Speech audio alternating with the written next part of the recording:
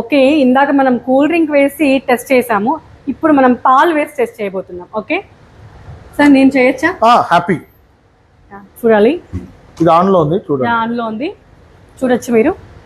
Still phone అయితే ఆన్లో ఉంది. నేను వేస్తున్నాను పాలని.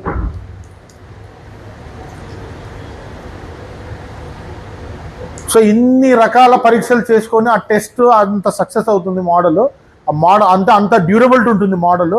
అంత రఫ్ అండ్ టఫ్ అనే ఈ కాన్సెప్ట్స్ అన్నీ ఏంటంటే అండి, బై మిస్టేక్ ఏదైనా కింద పడ్డము, బై మిస్టేక్ పాలల్లో ఏదైనా ఇంటికాడ వంట చేస్తారు లేడీస్, లేదా పొలాలకు పనీళ్ళకి వెళ్ళే వాళ్ళు కింద పడ్డము, అలా.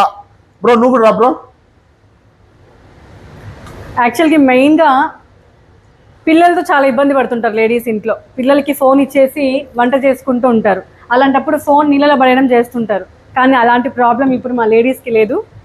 చాలా చక్కటి ఫోన్. ఓకే, ఇప్పుడు చూడండి, ఫుల్ దగ్గర తీసుకురమ్మా మొత్తం. ఓకే, ఇక్కడ ఆన్ అవుతుందా లేదా ఇక్కడే లోపలే చూపిస్తాను చూడండి. వావ్, ఆన్లోనే చూడండి మొబైల్. ఓకే, ఆన్లో ఉంది, అయినా కూడా ఆపరేట్ అవుతుంది.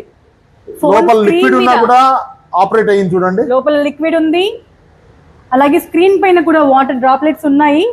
తేమ ఉన్నా కూడా ఆపరేటింగ్ జరుగుతుంది.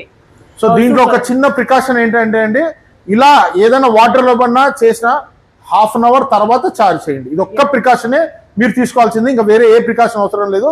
కింద వేసినా కూడా ఏమి కాదు. సో మీరు కూడా వేయండి sir.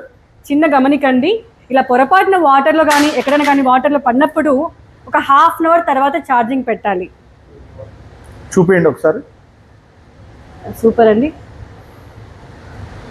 Right, thank you sir, thank you so much. So thank you so much.